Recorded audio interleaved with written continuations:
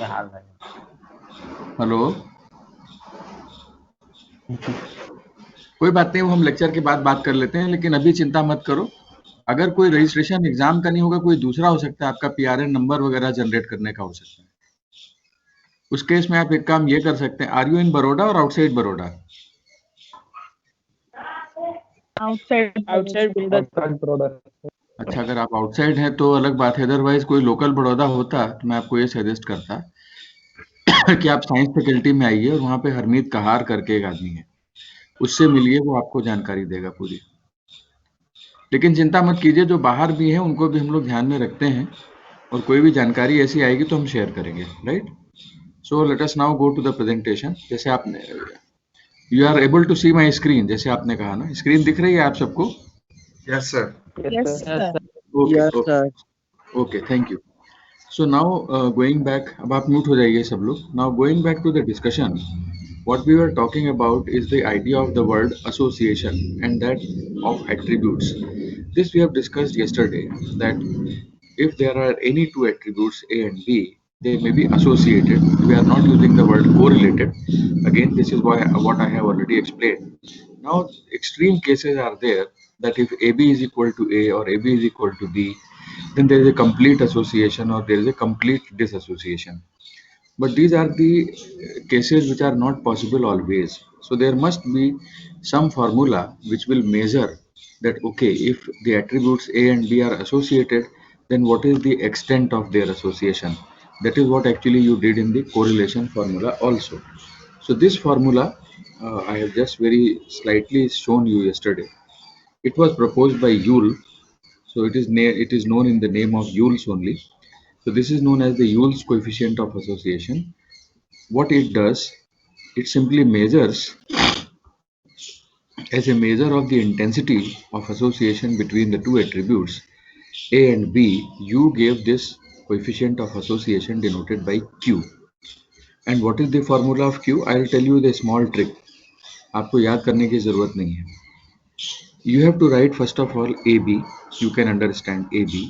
Then you write the complement of this. What is the complement of A? That is alpha. Complement of B, that is beta. This completes this term, and then in the next term you make the complement of B and then the complement of A. That's all. So what you have done? B का complement beta है और A का complement alpha है.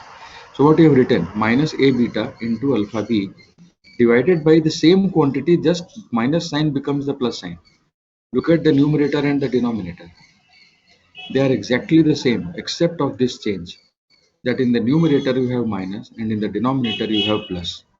Now why I have told you this trick, because this is sometimes people confuse and they interchange somewhere alpha beta or something like that.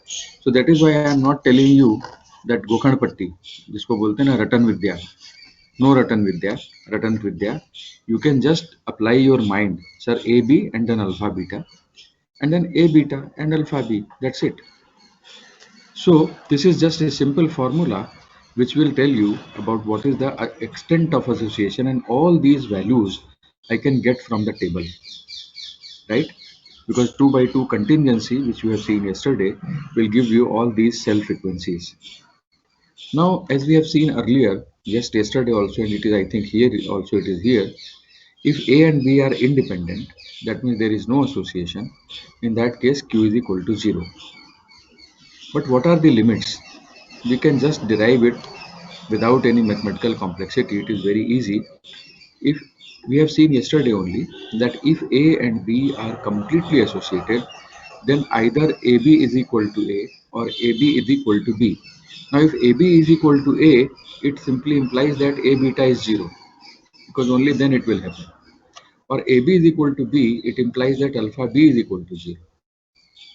And in each case, if A beta is 0, then, or if alpha B is 0, either of these two, in each case, this is numerator denominator becomes the same, and then you get the value of Q is equal to plus 1. Similarly, if A and B are in complete disassociation, then we have seen yesterday mathematically the condition was either this or this. So whether I take AB is equal to 0 or whether I take alpha beta is equal to 0, in both the cases, because of the minus sign, the numerator denominator are same, and therefore it will give me the value of Q is equal to minus 1. So what is the range? Therefore, just in one line we can say that the range of Q, which is Joule's coefficient of association, is also like the range of the correlation coefficient. You remember that the range of the correlation coefficient, rank or Pearsonian or tau, anything is from minus 1 to plus 1. So here also the coefficient of association lies between minus 1 to plus 1. Proof is just two lines. We have obtained the limits. Now again, as an extreme case, if q is equal to plus 1, there is a perfect association positive because of the sign plus. And if q is equal to minus 1, then it is a perfect disassociation negative because of the negative sign. However, if any value of course lies between minus 1 to plus 1, say the value of q is equal to 0.48, in that case your conclusion should be that the attributes A and B are associated to the extent of 48%. Something like that, if you want to express in terms of percent. Otherwise it is not mandatory to express in terms of percent. You can say that there is some association. 0.48 is of course less than 0.5, but still there is some association. So the discussion which we started on Monday, day before yesterday, the heading was measuring association. So what is association? We have discussed that. Before association, we discussed the independence. And if they are associated, what is the extent that is measured by this formula? Now there are some other formula based on this only, and that is called coefficient of colligation. This is directly related to Joule's coefficient. It is given by q is equal to 2y upon 1 plus y square, where y or y is equal to, we can write just to is a notation, y can be written as 1 minus under root 1 minus q square upon q. This is generally, you may have in your mind, sir, why we are, if you already have Joule's coefficient of association, then why are you having coefficient of colligation? Right. So this is generally if I'm having any two binary variables. Now you know what is the meaning of binary. Binary means it takes only two values, 0 and 1. Just remember the example which I gave you, or I'll again give you the example. Suppose I am having a category of genders, like gender wise, 0, 1. And then on the column side also you have only just two categories, like anywhere it is two category, but that is suppose coded by 0, 1. Yes, no. Suppose you are collecting a data on some what is your opinion about any problem. So, and the responses are recorded only as yes, no, and male, female. So that is called 2 by 2 again, but the responses are only 0, 1. So in that case, if the responses are only 0, 1, then in that case it is suggested that you should calculate the coefficient of colligation. Otherwise, obviously, there is a point that, sir, if you are talking about Joule's coefficient, why are you talking about this? And they are actually related. And Joule's coefficient is generally used for symmetric crosstabs. Symmetric crosstabs is just like cross tabulation means just like any two attributes, and then generally you have ABCD kind of thing, where AB is equal to AC kind of an association. Or if you have something like A is equal to B and B is equal to D, something like that, if it is possible, then generally it is used for Joule's coefficient is used for symmetric crosstabs. Just like your symmetry of matrix which we have seen. So what is the basic idea? So basic idea here is just again going back to the type of data. All this story started with the concept of having a qualitative data. And if you have a qualitative data and we are talking about quality as an attribute, and then attribute can be either absent or that attribute can be present. That means you say that you possess certain attribute or you don't possess certain attribute. And in that sense you call it A or not A, something like that. So in that case, we are talking about association, not correlation. So this is just how you can measure the association of nominal variable also or qualitative variable. Now taking this discussion further, we are now going to start something like little bit maybe beyond your. At some point, I'm crossing your limit of the syllabus, but doesn't matter. I will explain everything. Don't worry. So we are going to talk about something like, and it is mentioned in your syllabus also, if you see, chi-squared based measures. Now, chi-square has a standard notation. I'll show you what is how this chi-square is written, and I'll come back. This is the notation where my cursor is. It is just like x, but one side of x is slightly tilted. You remember this notation is very important, and this will be with you always as long as you are a student of statistics. So this is chi-square. ये जो notation है जहाँ मेरा where I am moving my cursor, this is known as chi-square. It is not x. The letter x which you write in English is just like x. It is not. Sorry, again my board is not there. Doesn't matter. So this is called chi-square. This is very important. So going back, what is the idea of chi-square based measures? Again, remember that you are talking about the measurement of association of any two qualitative characteristics. You have to be in that framework only. That okay, sir. Now we are in some categories, or we are in some qualitative data. So we may consider any two qualitative characteristics, each at two levels or categories. Then the resulting data may be summarized in a 2 cross 2 table like this. As I was telling you yesterday also, this is, I am not saying what is A and what is B, anything, any two qualitative characteristic or different levels or categories I am talking about, say income and education. Not always like, is there any association between your education level and income? How much do you earn? If you want to prove that if you are highly qualified or professionally qualified, of course you will get a good job and therefore you will get a good salary. So is there any association? But people say that I am not having any degree, but I am earning more. So these type of cases are also there. This is just a measure of association. Now in that case, it can be anything, any means any categories I can talk. Education, income, education, health. People say that those who are educated are having more health consciousness and therefore they are not falling sick or something like that. So that can be a social research, that if you want to prove that those who are not very educated are can you prove that they are always sick? It is not the case, but we want to measure that kind of, or we want to study that kind of problem. So in that case, I am talking in general. In general means it can be any damn thing, whatever you are trying to study or in whatever you are interested in. So therefore, again, look at this. Just it is just like your 2 cross 2 matrix, column 1, column 2, row 1, row 2, where I am moving my cursor. Now let me tell you, of course we are confining only to 2 cross 2 here, and yesterday also you have seen only 2 cross 2, but nobody stops you. You can have in general, maybe you can have 5 columns, you can have 5 rows, and once again I must tell you, at this point of time, it is not necessary that you have the number of rows and the number of columns equal. I'll remind you that I hope you have studied in matrix algebra that there is a concept of what you call as a square matrix, and there is something like what you call as a rectangular matrix, or not a square matrix.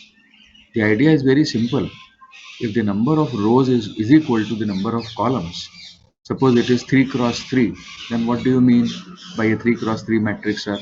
3 cross 3 means there are 3 rows and 3 columns.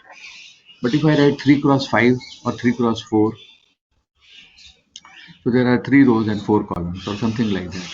So here also, though we are discussing or we are confining our whole discussion to the 2 cross 2 kind of discussion, but it is not necessary. Say for example, Abhi, just now I have told you the education. Now education level can be what? You have studied up to 12, you are graduate, you are postgraduate, you are doctorate, or you are a medical professional, or you are an engineering professional, or you are a management graduate. So there are so many categories of education also. How can you say that there are only two categories, sir? So this is just, again, I repeat, as a passing remark, I am telling you that it is not necessary that your columns and rows should be only 2 cross 2. It can be anything. But we have to come back and we have to discuss 2 cross 2 only in this semester, first year, first semester. So, okay, if this is so, sir, in general, these are the counts. I'll take one or two numericals also if possible today itself. Let us see. So A, B, C, D. Just I was telling you. Sorry. Now, as usual, whenever you have this kind of data, which is tabulated now according to these rows and columns, this is say some count. This will be some number. So this is the total A plus B, C plus D. This is A plus C, B plus D. And whether you add from here or whether you add from here, it is A plus B plus C plus D. It is also A plus B plus C plus D. So if you make this all, this is the grand total N, capital N, which we write here. So this is how a 2 by 2 table will look. Sir, what is new? This is what we have already discussed. Sir, how are you going to introduce this chi-square? This is big deal, very big deal. So we'll discuss. And that is what I have written here. It is a general 2 cross 2 table. General means I am not saying what is in column 1, what is in column 2, what is in row 1, what is in row 2. It can be anything. Whatever is your problem under study. Now we make certain assumptions before we move on to the chi-square based measures. Again, remember, we are trying to measure the association between any two qualitative characteristics. Already Yule was there, but Yule was based on attributes. This is also based on attributes, but what is the difference? I'll tell you. So fine. Okay, so this is a 2 by 2 table. So before proceeding further, there are certain assumptions. So what we are going to discuss, if something is true under the certain assumption, you should discuss those assumptions first. Because remember, if these assumptions are violated, the results, whatever you are discussing, may not be true. So it is just not like that. I mean, we don't bother about the assumptions. You know about there are certain assumptions which have to be maintained in order that certain things are true. So what is the assumption? The assumption is for testing the independence of attributes under study, it is necessary to assume that none of the cell frequency is less than 5. This is called cell, where I am moving my cursor. Whether it is A, B, C, D, it can be 5, but it cannot be 4 or 3 or 2 or 1, or it may be even theoretically you can talk that there is a zero frequency of any two attribute. It may happen, but that is not allowed. If you are going to measure the association between any two attributes using the chi-square table, or using the chi-square statistics, in that case, this is the great assumption. And if not, then what? Then there are certain other ways also. Because it is not forced that in real life you cannot force the data. That suppose I am collecting a data on a very rare disease and gender wise, suppose the data on brain tumor, and you say that okay, no, I will apply chi-square only if I have 10 patients of brain tumor. It is not necessary to get 10 patients, so you cannot make force that no, I will work only with 10. In that case, this will not work. It is the only comment at the moment. So what will work? That there are so many other things. Not only that you start with here and you end with here. This is just one of the ways where you can talk about the association between any two qualitative characteristics. But the only assumption it is that for testing the independence, we assume that whether it is 5 or 6, it will do. And I'll tell you why it is so important later on. But this is an assumption that for testing the independence of attributes under study, it is necessary to assume that none of the cell frequency, cell means this total can be anything, but this individually cannot be less than 5. That means if it is 4, even then it will not work. So this is what you have to keep in your mind. And most of the situation you are dealing with a huge data, not necessarily with a disease and a very rare kind of disease. Suppose I am talking about once again shopping and gender. Is there any association between shopping and gender? Generally, people say that female go more for shopping, but the situation is changed now. Males are also going to the shopping now. So can you prove that whether male goes or female goes more? Or in other words, is there any association between shopping and gender? Why it is so? It is very important for the businessman. If he knows that the female are coming more, then he will advertise according to the female choices. So there are many things which are related. Or male are coming, so it will advertise through the male choices. Something like that. So number is huge. It is not such a big restriction that in the real life, when you are collecting the data in thousands and hundreds, getting a frequency of 5 is not a big deal. You may always get it. But yes, there may be some situations which are very rare. In that case, the cell frequencies may be even smaller. So we'll keep that in mind.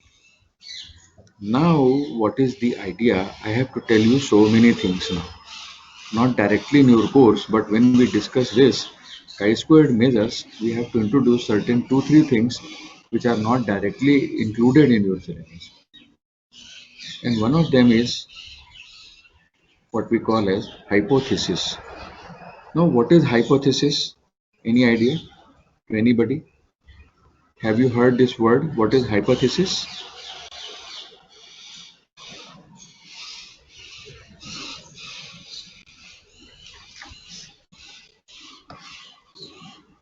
What is hypothesis?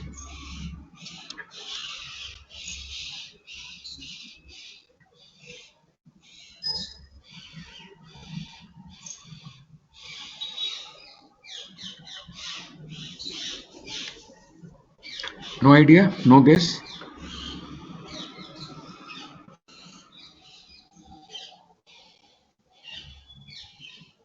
Have you studied An physics? assumption for proving something. Yes, yes. Okay, for me it's okay. Proving or disproving comes later on. Hypothesis is a kind of assumption. Just hypothesis means an assumption. But sir, then if it is an assumption, why don't you say that it is an assumption? Why you are using another word, hypothesis?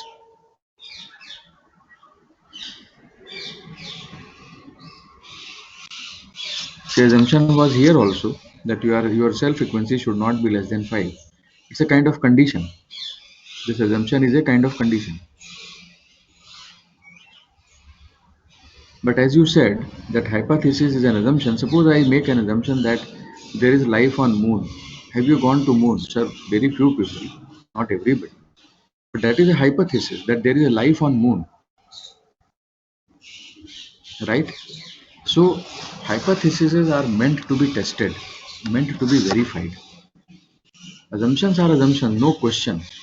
If I say that you assume that the COVID vaccine, not assume, you have to maintain the temperature of minus 70, you have to maintain because under that condition only it will work. So there is no question of its validity or testing. But if I have an assumption which is subject to some validation, say whether there is a life on moon or there is a water on Mars, it's a scientific hypothesis, but that we want to test scientifically. So it's an assumption which is liable to be tested. So this is a hypothesis. And what is a statistical hypothesis? These are what I have discussed. Life on moon or life on Mars is a scientific hypothesis which space scientists will do, not you. But what is the assumption here? Sir, initially I have no idea whether any two attributes, whatever I am trying to test, are dependent or independent. Suppose if I say that there are two attributes, they are dependent. The next question which you will ask, sir, how much they are dependent? I have no answer. So we start with the contrary. Contrary means we will assume that certain things are not associated or they are independent. So this is an assumption, this is a hypothesis that you are saying that the shopping and gender or smoking and gender or any disease particular and gender are independent. But sir, is it true? There is a question mark. So this is an assumption which is actually a hypothesis, but I want to verify or I want to check whether this assumption is true or not. So then it becomes a hypothesis. Say for example, I'll again give you a very simple example. Suppose you know that in MS University there are 45,000 students minimum. And suppose I want to say or I want to make a statement that okay, the average height of the students of MSU is 5 feet 7 inches. Now, who is going to believe this? And why should I believe this? The height can be 5 feet 10 inches, the height can be 5 feet 4 inches. No, sir, but this is just an assumption. Now, okay, if it is an assumption, I am going to verify this. So in that case, it becomes a hypothesis. Okay, because I cannot, one way somebody will say, okay, sir, what we will do? We can go to all those 45,000 students. We will measure their height. We will take their average and find out whether it is 5'7" or not. But that is not the statistical answer, or that is not the statistical way to tackle a problem. If you are a statistician, you should be smart. I always tell in my offline teaching that statisticians have to be smart. Not only smart looking, smart thinking. That with lesser and lesser effort, I should be able to tell the maximum information. And that is what the whole theory of sampling is, that you will study later on. But then the idea is very simple without any statistical knowledge. Okay, sir, out of 45,000 students, I'll take a small sample and we'll measure certain characteristic. Okay, what is height, what is weight, and if it is true in this sample, we will say that it is true in this whole population also. But then there is a question mark. Is it necessary that whatever is true in sample will be true in the population? So that is an assumption. So what is an hypothesis? It is an assumption. Statistical hypothesis is an assumption about certain value of the population characteristic or certain association or dependence or independence or whatever. So in one line, hypothesis is an assumption which is subject to verification. Okay. So once you make a table 2 by 2, which is here just in front of you. So once the table 2 cross 2 has been obtained, we may wish to study the independence of these two attributes. Whatever it may be, I am not giving any name. You will take any two. You will take some small simple examples also. You will do some, I think, practicals also on this. So okay, how I can proceed? So this is in general. I'm going to tell you now. This is what I'm telling is not in your course directly. Hypothesis letter H I am taking here, and I am writing here as, this is pronounced as H0, or sometimes people call it as H0, where my cursor is. This is called the null hypothesis. Null means zero.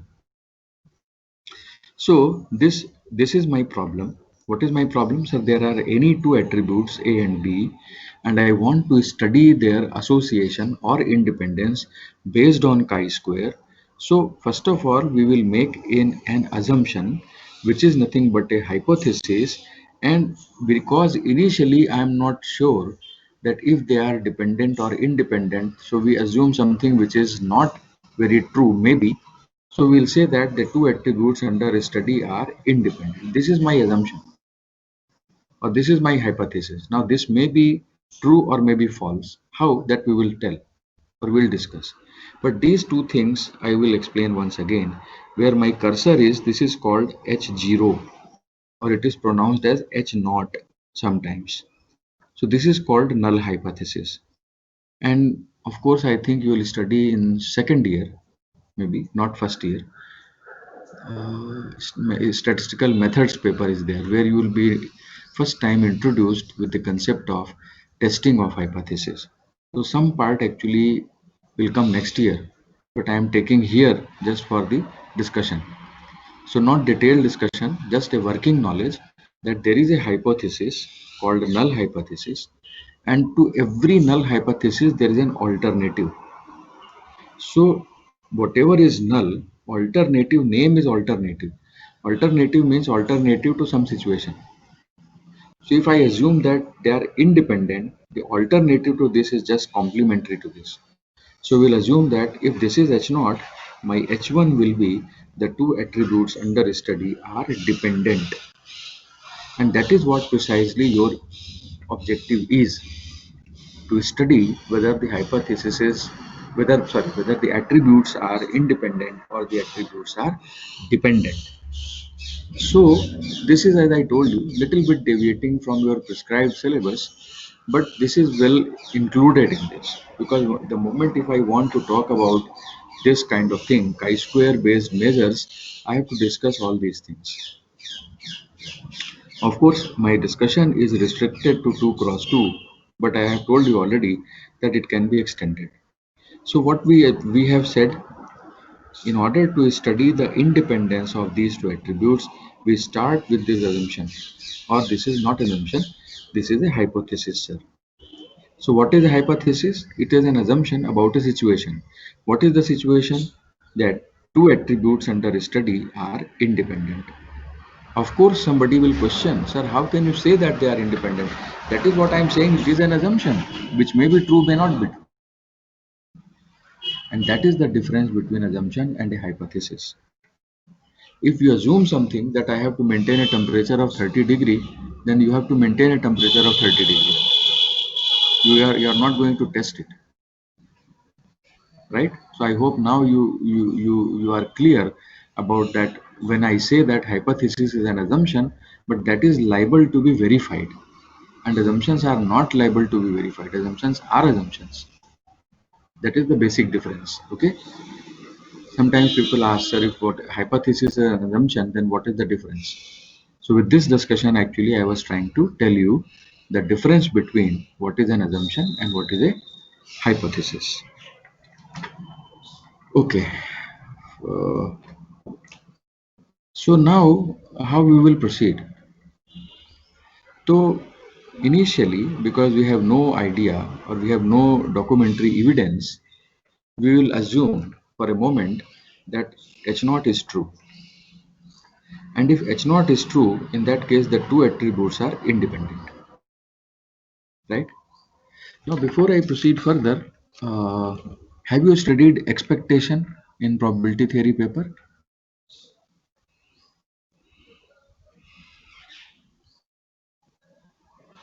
Hello, No, sir. what you have studied? You have idea of probability?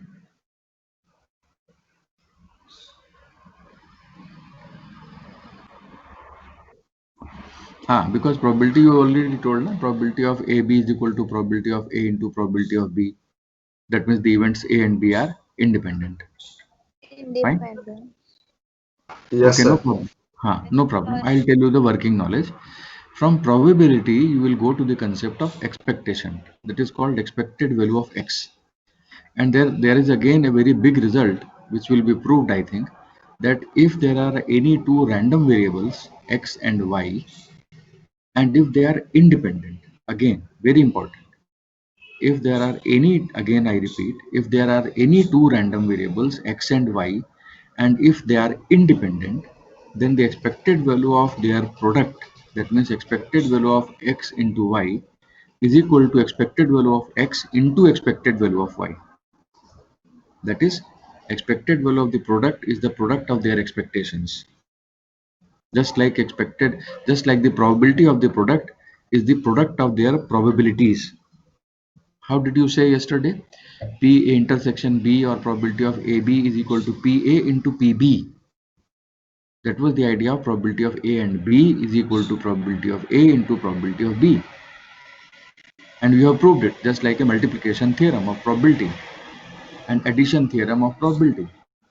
Similarly, you will move to the concept of expectation, and these theorems are there also. The expected value of X plus Y is equal to expected value of X plus expected value of Y. Similarly, expected value of X into Y is equal to expected value of X into expected value of Y. Why I am telling this? Because I am going to use this result. Now there are two things. One is what you observe. Whatever you observe, it is called observed. Say for example, you are conducting a survey in science faculty and you take a sample of say 1000 students. And out of 1000 students, there are 600 boys and 400 girls, suppose. This is what you have observed. So what is the observed frequency of boy? 600. What is the observed frequency of girls? 400. This is called observed frequency. And from the word observed, we take the letter O outside. So this is just denoted by O. And now I say that in these 1000 students, how many students have taken maths group and how many have taken bio group? So now we have two characteristics, gender and the stream.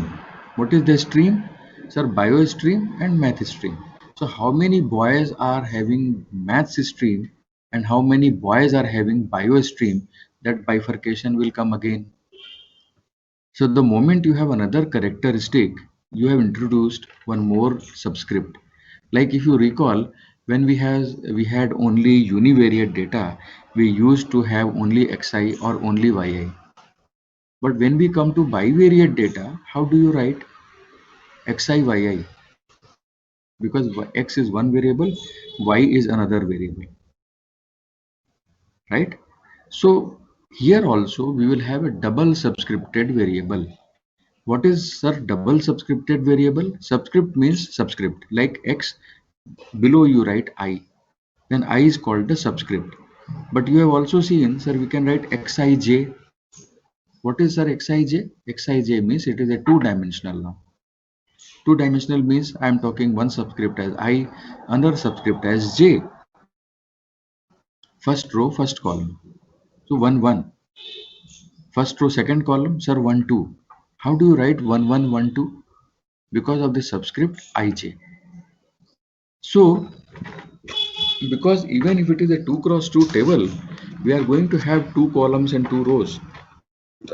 That is what you are seeing here in front of your screen. So I am going to introduce a word EIJ. No problem. If you have not studied expectation, you will study. That is why I asked that whether you have studied expectation or not. It's a big deal. Expectation is a very, very important concept in probability theory. So it doesn't matter. So what we have from the word expected, I will take the letter E outside and we will write something like EIJ. Now this is suppose some data, as I told, say 600, 400, 300, 200, whatever, that is observed. So we already have one data in terms of the direct observation, whatever the data you have collected, keep it on one side. And another is expected, and that expectation is or expected frequency is calculated under the assumption I am writing here, assuming that H naught is true. That means the two attributes under study are independent. If it is not related that the girls are taking bio more or the boys are taking bio mathematics more, if initially there is no proof and we assume that it is not necessary the girls are taking botany subject and boys are taking mathematics subject more, they are independent because boys can come to botany and girls can go to mathematics. So that is my assumption. But later on, I want to prove or I want to study that is there any association between the gender and the stream, whether you are a group student or a B group student. So we make certain assumption. And what is that assumption? Once again, that the two attributes are independent. And if they are independent, what is the expectation? So this is what something is not observed. This is what we expect something. And you know that the literal meaning of expectation is not observing something. We expect that it will rain tomorrow. It may not. Something like that. That is a kind of very loose sense I am talking about. What is the idea of expectation? You expect that something, okay, you toss a coin and if you don't close it in your palms, that what do you expect? It will be head or tail, but what actually it is, you don't know. Okay, so assuming that the S naught or the null hypothesis, as I told you that this is called null and this is called alternative, assuming that the null hypothesis is true, the expected cell frequency, you know what is cell? This is a cell. This is 1 1 1 2 2 1 2 2. These are the cells, 4 cells only. So I will have similarly E11, E12, E21 and E22. And corresponding to that I will have O11. Like what is O11? Observed frequency first row first column. O12 observed frequency first row second column. Similarly for the others. So how do you calculate it, sir? expected frequency of the ijth cell, which I have already told you, will be just given by, this is the formula which you have to keep in your mind. Sum of the ith row, suppose I am calculating E12, that means the first row का sum, and sum of this jth column, मतलब second column का sum, divided by, sorry, divided by capital N. I'll take a small numerical just to illustrate my point. So how do you get EIJ? Sir, EIJ is given by expected value or expected frequency of the ijth cell. What is the formula? Formula is the sum of the ith row, which I have here, both the rows ka sum, both the columns ka sum. We have to multiply it by these two values and divide by the total sample. So this is the formula with which you will calculate it, and that is why it is expected. It is not observed. Observed means you are not calculating. Out of 1000 students in the science faculty, 600 are students, 600 are male. That's it, finished. Have you calculated it? No, sir, I have just counted it. So there is a difference between calculation and counting. You are not calculating anything, but here you are calculating. So we have two notations now. One is O, another is E. O, as I told you, stands for observed. E, as I told you, stands for expected. So we hope, because if expectation is done under the assumption of this, that the two attributes under study are independent. It may be true, it may not be true. So whatever I am doing here is under certain assumptions. So that is why it is liable to be tested. Whether this is true or not, sir, who will tell? You have just assumed it. So what is next?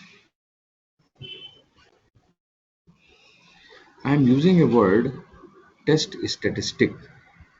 Now this is not a statistics. If I put a letter S here, it will become your subject, statistics, which you are taking. What are you studying? Sir, BSc Statistics, Principal. Test means I want to test something. What do you want to test? Whether this is true or not. So for that, there is a whole concept of test statistic. And for this, we calculate something. So we use the word, the overall deviation of the observed cell frequency. That is what I was telling you just now, denoted by OIJ. I have already told you. From the word observed, I am taking the letter O. IJ, because it is 2 row 2 column. So again, just like I was telling you, you will have E11, E12, you will have O11, O12 also. So we will calculate a value or a quantity denoted by chi-square, and that is how, and that is why actually we are using the word chi-square based measures. Because once you define this chi-square and you understand this chi-square, rest of the things are very simple.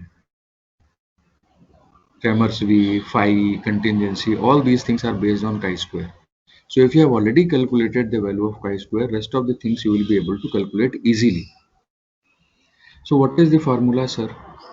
The overall deviation of the observed cell frequency denoted by OIJ from the expected ones is measured by the quantity chi-square. Again I repeat, this is the notation of chi-square, not like your X letter of the English वर्णमाला. This is X, थोड़ा टेढ़ा है यहाँ पे. This is known as chi-square because there are two subscripts I and J. So summation over I, summation over J. But maximum कहाँ तक आप जा रहे हैं? There are only two rows and there are only two columns. So this is called I is equal to 1 to 2, J is equal to 1 to 2. OIJ minus EIJ square on EIJ. Just for a moment you forget about this. So this is called chi-square. And because you are calculating it by the formula, OIJ is given to you. You don't have to calculate, but EIJ you have to calculate. I'll take a numerical, don't worry. So you are calculating EIJ values and then you are calculating this square and divided by. So this whole term on the left hand side, whatever you are having, you are calculating this. So therefore it is called chi-square calculated. Now this is the notation called tilde in mathematics where my cursor is. This is distributed as chi-square 2 minus 1 into 2 minus 1, that is 1 1, that is called 1 chi-square with 1 degrees of freedom. Now here I'll have to explain something. What is degrees of freedom and what is the level of significance? Because these are the two things, as I told you, you will be studying in detail in the next semester. But here, because I am introducing the concept of chi-square, so I have to give you the working knowledge. Now let me ask that, have you seen any book of statistics? आपने कोई भी statistics की किताब देखी है आप लोगों ने? Yes, Any book? sir. Which book have you seen? Sir, fundamentals जो आपने बोली थी वो. Very good. So it is, I think, only one student. I think most of you, I will suggest that please refer to any book of statistics, and fundamentals of mathematical statistics is going to be with you for at least 3 years. If you are BSc Principal Statistics, that is a huge book, around 800 pages or maybe more, right? So if you have seen that book, why I am asking so, I don't know, you may be having the soft copy or hard copy, whatever it may be. Go to the end of that book, and in the end of that book, you will find an appendix. Okay, let me ask once again, how many of you have this book, either a soft copy or a hard copy? कितने लोगों के पास है? I have, sir. I have. I have, मेरे sir. Pass sir Okay, okay, good. At least 4 5 students out of 55 are telling me that they have the book. It's good. What I would suggest that, fine, very good, very good. Most of you are raising your hand. Very good. Why I am asking this is not a big deal. I'm not going to take your book. I'm just suggesting that after today's lecture, what you will do is that, okay, thank you very much. Most of you have raised your hands. Thanks. So what I am saying that after today's lecture is over, please refer to that book. Go to the appendix, right? And in the appendix, you will find a table. Just like if you remember your school days, in your mathematics book, you had a logarithmic table, right? You have a log table, and you have a table of natural numbers, and you have a table of cube root and square root or something like that, right? So similarly, you have the tables at the end of the book. And there are so many tables given actually. You will have table of normal distribution, you will have table of T, you will have table of F and all that. Forget about all those tables. Just refer to the table of chi-square, and it is written on every table. At the top of the table, it is written that this is the table of what. So please go to that table page. Why I am telling so? Because in that table, you will find certain values are written there. Just like in your log table, certain values are written there. Okay. So in that table, you have to find out some value. Which value you have to find out, sir? You have to find out the value of chi-square with 1 degrees of freedom. Now, if you look at the table, there are two columns.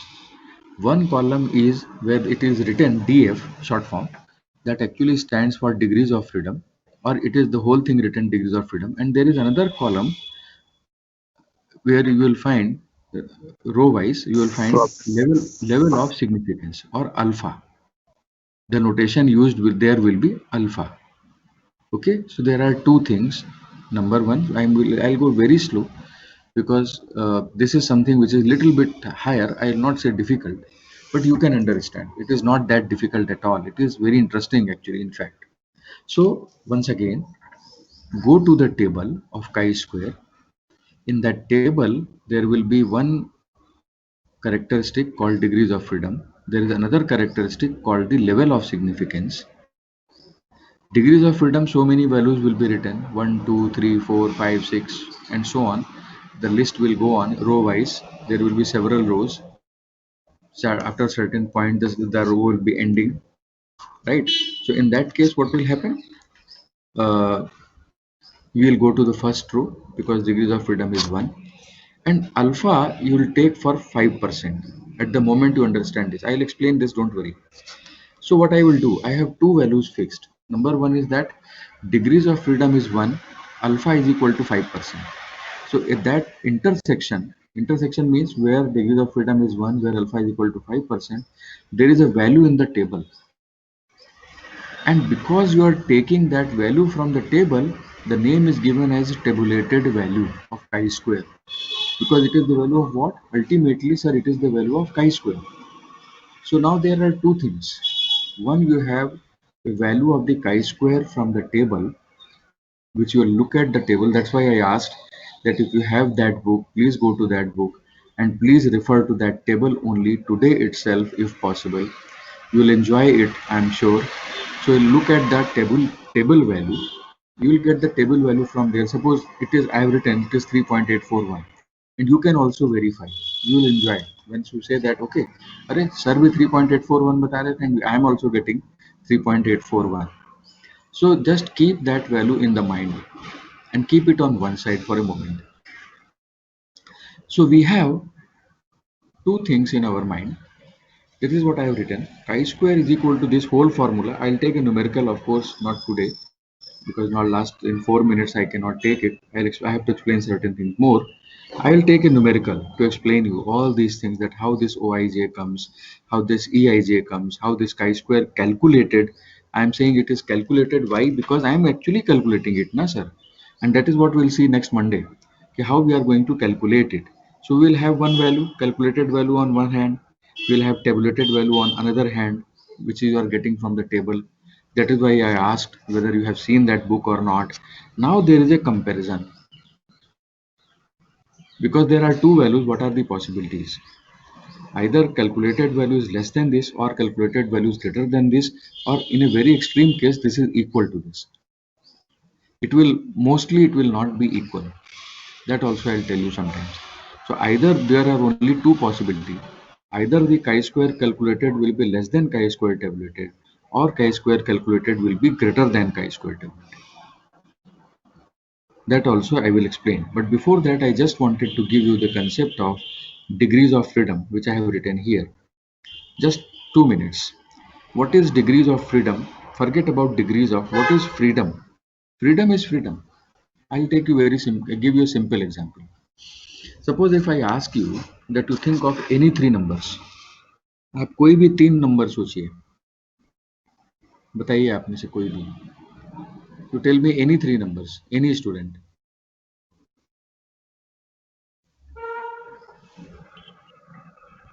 3, 6, 7. हाँ बोलो, बोलिए. Tell me any three 5, numbers. 3, 2. 4 to 6. Okay. Now I change my statement little bit. I say that you think of any three numbers so that their total is 100. Now how many numbers you can think independently?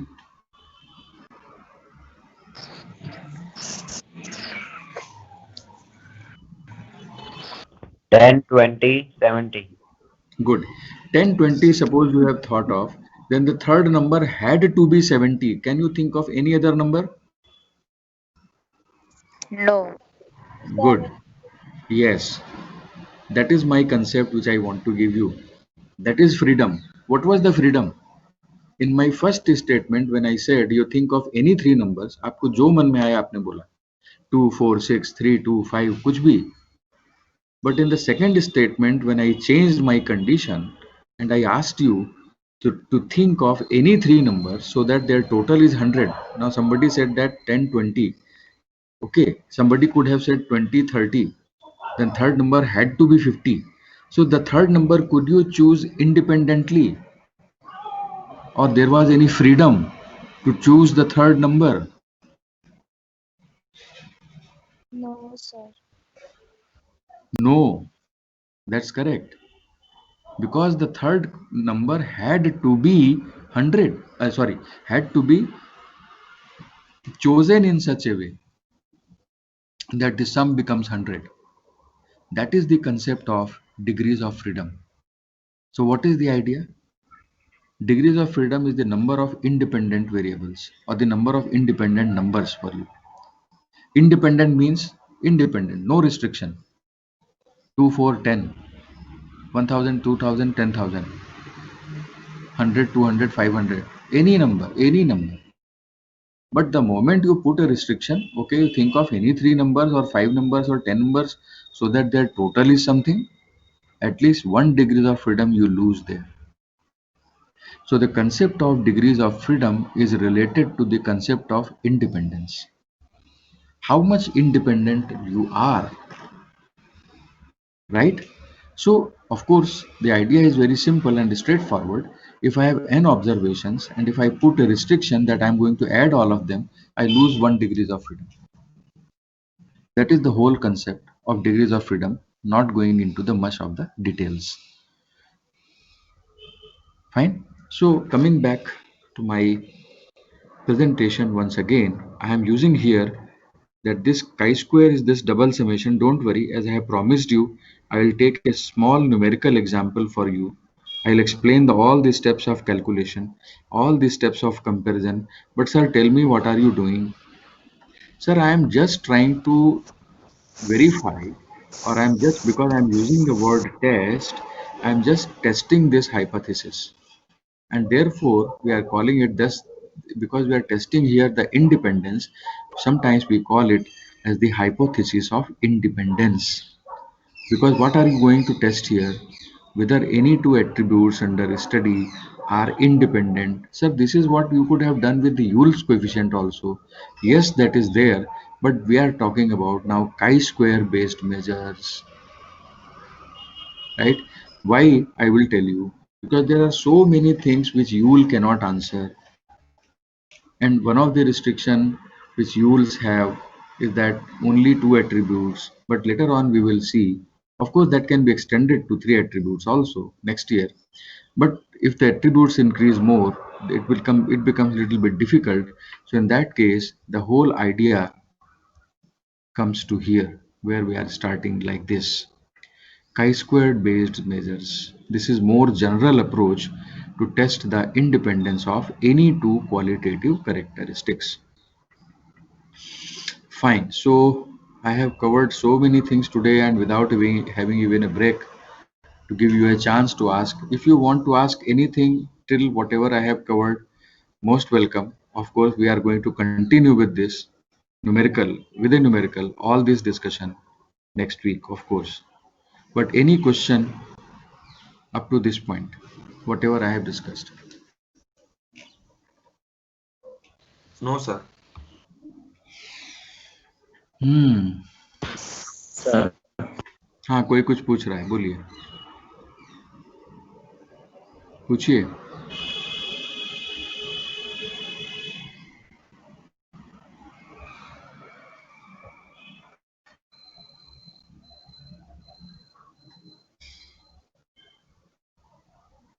Okay, then, if you have no questions at the moment, don't worry.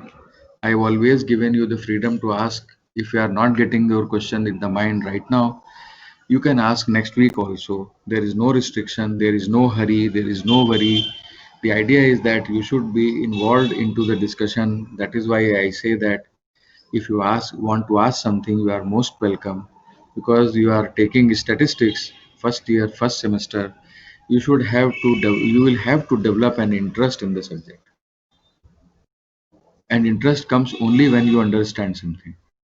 That is why my approach, I have taken several lectures now, so I think most of you are familiar with my style of teaching.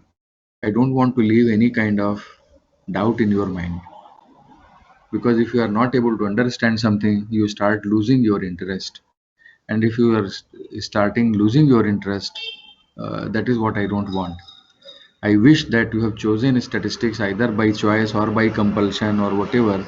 You will realize that you have taken a good decision very soon.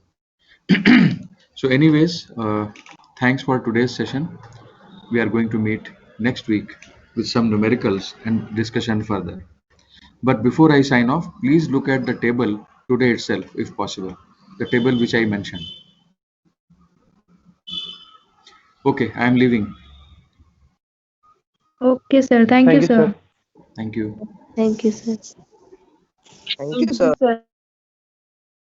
Thank you, sir.